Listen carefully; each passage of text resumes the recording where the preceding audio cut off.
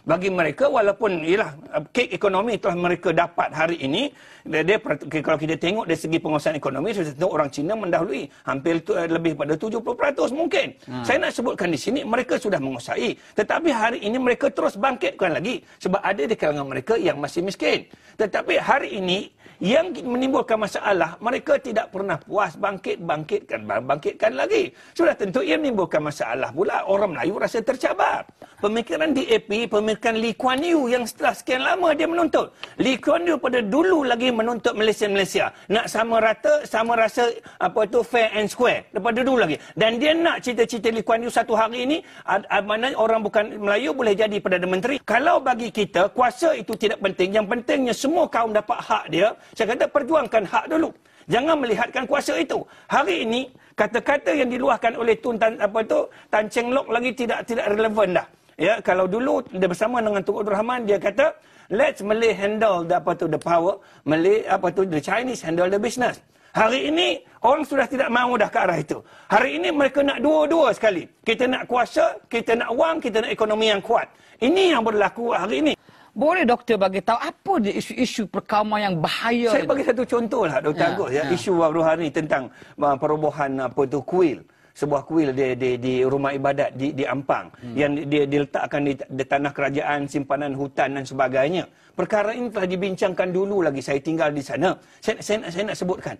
Kenapa satu kuil roboh diletak kawasan kerajaan? Satu Malaysia, satu dunia heboh. Tetapi kenapa bila surau diroboh orang senyap? Ini yang saya kata. Di mana tolak ansur kita? Hari ini dengan sebab itu saya melihat adil itu meletakkan sesuatu pada tempatnya. Hari ini kalau dibandingkan masjid surau, dibandingkan dengan rumah ibadat bukan Islam, bilangan mereka jauh melebihi apa yang ada pada orang Islam. Tetapi kenapa benda ini heboh? Dengan sebab itu yang menjadikan hebohnya orang politik juga. Ya, semua nak mileage, semua nak dapatkan menggunakan kesempatan peluang ini. Tetapi benda ini tidak baik. Tidakkah masalah perkauman wujud di negara kita ini kerana kita mengamalkan parti yang berbentuk perkauman? Itu bukan saja parti, Dr. Agus. Semua perkauman. Bidang ekonomi, perkauman, sosial perkauman, perumahan perkauman, sekolah perkauman. Semua buruk, negatif belaka. Sepatutnya benda itu positif. Tengok macam Thailand. Macam mana saudara doktor boleh bercakap begitu sedangkan kita biarpun merupakan sebuah masyarakat yang pelbagai kaum, 51 tahun merdeka, kita masih kekal stabil dan aman. Stabil dalam konteks kita tengok dengan mata kasar. Cuba kita tengok secara dalamnya. Saya bagi satu contoh. Ya, dalam sistem pendidikan kita. Berapa ramai di kalangan orang bukan Melayu yang tidak boleh berbahasa Melayu dengan baik, dengan bahasa kebangsaan dengan baik. Saya bukan sebut nama, bandingkan dengan di Thailand dan sebagainya. Betul, kita tidak berjaya mengasimilasikan orang bukan Melayu. Tetapi mesti ada satu cara bagaimana nak menyatukan mereka.